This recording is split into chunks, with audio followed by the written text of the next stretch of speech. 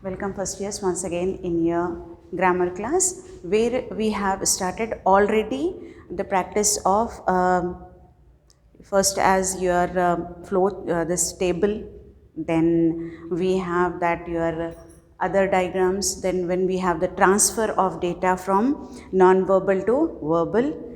I have shown you two bar graph, one and the other is the table I have shown in the previous classes. Now in this class I would like to introduce you the tree diagram.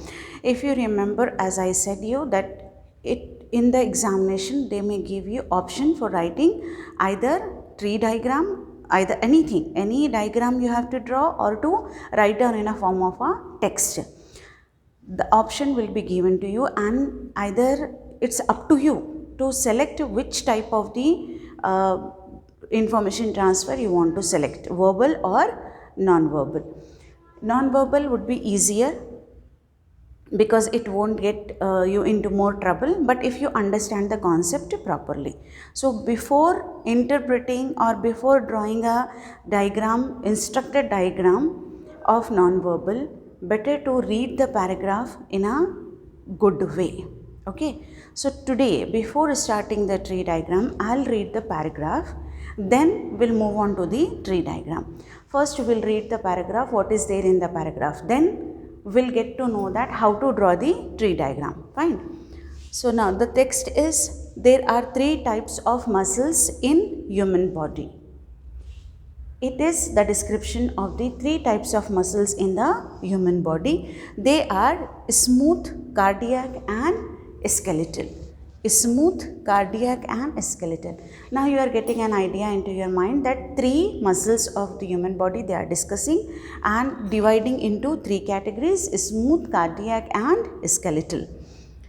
Smooth and cardiac muscles are controlled by involuntary responses. Now here getting separate specifications about smooth and cardiac muscles are controlled by what? Involuntary responses. Examples of smooth muscles are muscles in the digestive tract and blood vessels. Here if you see that, you can get an idea that immediately from smooth and cardiac they have taken out smooth muscles. So from smooth muscles again two examples being given for you. One is digestive tract and blood vessels. Now next, heart is the example of cardiac muscle. Three muscles, then out of three, two muscles are involuntary responses, and in that separating out smooth muscles with the two examples, digestive tract and blood vessels, then heart as the example for the cardiac muscles. Skeletal muscle is controlled by voluntary responses. Okay. Now the third one, this is the third one. All the muscles attached to the bones, such as biceps, deltoid are its examples. Deltoids are actually from the shoulder muscles. So biceps and the deltoid, both are the examples of the skeletal muscles. Now with this you can get separately into your mind the idea of drawing a tree diagram. So with this they may give you any, convert this particular paragraph into tree diagram, flow chart, then your bar graph, anything. But here we have to convert this into tree diagram. So how to divide them? We have to think in our mind. You can draw it with a pencil in the answer sheet in a rough column. First draw it out, then make it a fair in the answer sheet. Don't write down anything on the question paper, because question papers are not supposed to be writing down anything. They are only meant for reading and to follow the whatever the instructions being given. There is no need to write down a single thing on the question paper. So what you have to do, you have to write down or make a draft into the rough column. What the type of the diagram you have to draw, first draw it in a rough manner into the rough column of the answer sheet, answer booklet, then make it a fair one. Okay, and better to draw it with the pencil in the rough column, then while you are writing in the main answer booklet, and that too in a fair manner, better to opt for the pen. don't write down with the pencils because anyone can rub it off. So it's better to write down with the pen all the diagrams. Only the lines or something, if you want to use the pencil, go ahead. Now this is about a tree diagram in the muscles in human body. First is we are dividing into 3 types. As being written in the text, we are dividing it into 3 types. One is smooth, cardiac and skeletal. Okay, 1, 2, 3.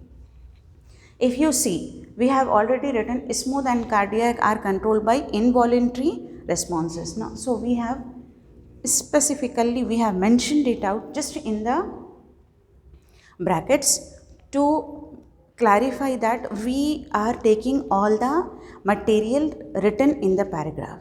Okay. So for that we have written involuntary responses and involuntary responses for the cardiac and smooth. If you see that we have written for the skeletal voluntary responses. So here we have written the same thing, voluntary responses. Okay, till here 3 muscles, 3 types of the muscles and then their responses. Now we have to write down their examples. What the examples they have given, that only. Don't use your extra knowledge. Okay. Whatever being given in the paragraph, you have to represent it here in the diagram. So what is that? For smooth muscles, they have given 2 examples. One is the digestive tract and the other is the blood vessels. So again, what we are doing from here, we have taken one arrow and then the arrow getting divided into 2 parts. This here 2. One is digestive tract and the other is the blood vessels. Now here cardiac. In cardiac we have taken only one because it is being written as heart muscle. So we have written only heart here to make it sure that we are interpreting only the paragraph. Now next is the skeletal. In skeletal again it is being divided into 2 because 2 examples being given in the text. Now, so one is biceps, the other is deltoid. If you read out again, then you understand that how we have written.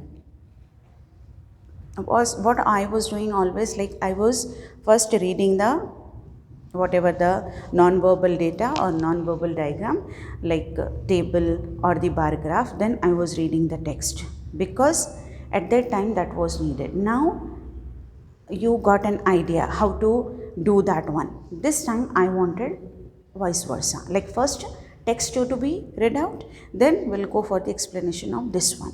So we have done this explanation. I hope you have understood very clearly, very like easily I made it for you, and I tried my level best to make you understand this one. I hope you have understood clearly. This type, any type of the paragraph it come up and they tell you to write down and convert them into the tree diagram. First of all, you have to decide that how many types are there, what are the examples, separate them out. When you separate, you can understand that how many branches you have to put. Why it is called a tree diagram? Because it shows the different branches. And for like practice, I always give the students one of the topic. It is your family tree. Draw a family tree diagram. How?